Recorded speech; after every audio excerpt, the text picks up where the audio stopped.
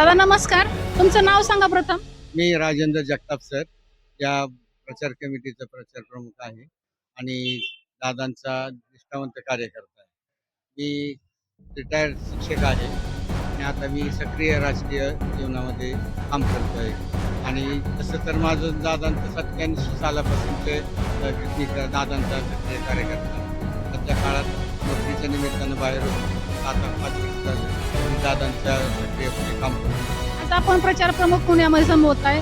प्रचार कसा चालू आहे? प्रचाराची धामधूम अतिशय जोरात चालू आहे.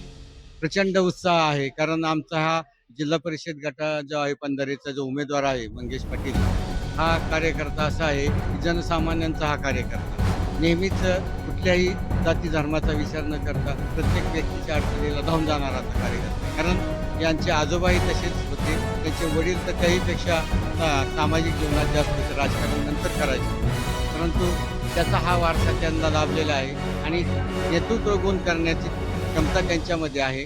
असा हा बहुरंगी बहुआयामी हा उमेदवार दादांनी निवडला. हे एक खरं तर आमच्या पंधरेकरांना अभिमानाची गोष्ट आहे, कारण मागच्या 3 पंचवार्षिकच्या निवडणुका झाल्या जिल्हा परिषदेच्या, त्या सर्वसाधारण गटासाठीच्याच होत्या, परंतु त्या ठिकाणी दादांच्या राजकीय भूमिकेसाठी इतर जाती धर्माच्या लोकांना ती संधी देण्यात आली. आणि आताही या वेळेला चौथ्यांदा जेव्हा जिल्हा परिषद गटाचं जे आरक्षण त्याच्यात सर्वसाधारण गटासाठी ही जागा मिळाल्यानंतर आमच्या सर्व गावकऱ्यांना एक मोठं उत्सुकतेचं वातावरण झालं होतं की कधी आपल्याला हे तिकीट मिळतंय. आपल्या जगताप खास करून जे परिवार आहेत या ठिकाणी बहुसंख्य त्यांना हे मिळावं. खऱ्या अर्थानं दादांनी हा न्याय दिलेला आहे. तरी देखील आज तिकीट तर मिळालं, तुम्ही म्हणता उमेदवारी तुमच्या म्हणण्याप्रमाणे मिळाली, पण जनसमुदायाचा रिस्पॉन्स कसा मिळतो? जनसमुदायाचा रिस्पॉन्स तुम्ही सकाळी पाहिलाच असेल की एक ट्रेलर आहे.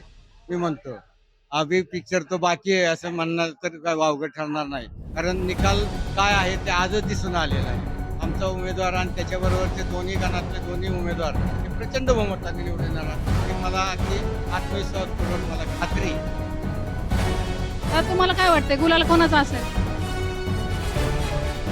तुम्हाला काय वाटतंय गुलाल कोणाचा असेल? तालुक्यात दादांशिवाय गुलाल आजपर्यंत पडलाय का? दादांचाच गुलाल पडणार. मी रोहन अशोक गायकवाड, अध्यक्ष सामाजिक न्याय विभाग बारामती तालुका. काय कसं चाललंय प्रचार? अतिशय जोमात प्रचार चालू आहे. प्रचाराची खरी दिशा ही 27 तारखेनंतर दिसेल, पण आता जो होम टू होम सगळं मतदार उमेदवार हे मतदारांपर्यंत पोहोचत आहेत आणि जी इथून पाठीमागे जी कामं केलेली आहेत ती लोकांपर्यंत पोहोचवण्याचं काम आता हे सर्व उमेदवार पदाधिकारी करत आहेत, कार्यकर्ते करत आहेत. जो दादांनी जो विकास बारामती तालुक्यामध्ये केलेला आहे हा संपूर्ण जनतेला तर माहितीच आहे, पण अधिकचा अजून काही जो विकास आहेत दादांची ध्येय धोरण आहेत ते जनतेपर्यंत पोहोचवण्याचं काम आम्ही ह्या प्रचाराच्या माध्यमातून करत आहे. तर जे विरोधी पक्षांचे फॉर्म भरलेले आहेत किंवा त्यांचा काय परिणाम तुमच्यावर होतो का प्रचारावर? की फक्त विरोधकांनी फॉर्म जरी भरले असतील ही निवडणूक फक्त विकासाच्या मुद्द्यावर होणार आहे. दादांनी जो बारामतीचा सर्वांगीण विकास केलेला आहे, पुणे जिल्ह्याचा विकास केलेला आहे, हे फक्त विरोधी विरोधासाठी फॉर्म भरत असतात, पण खरा विकास जर कोण करणार असेल हा महाराष्ट्राचा उपमुख्यमंत्री माननीय अजितदादा पवार करणार आहे. त्यांचा नक्कीच विकासाला मत करणार का माणूस बघून? 100% इथून मागं बारामतीकडे 100% दादांच्या पाठीशी उभे राहिलेले. इथून पुढे सुद्धा मतदार हे विकासाच्या बाबतीतच मतदान करणार आहेत. कोणत्याही भूलथापांना बळी न पडता दादांच्या मागे 100% जनता उभी राहणार आहे. धन्यवाद.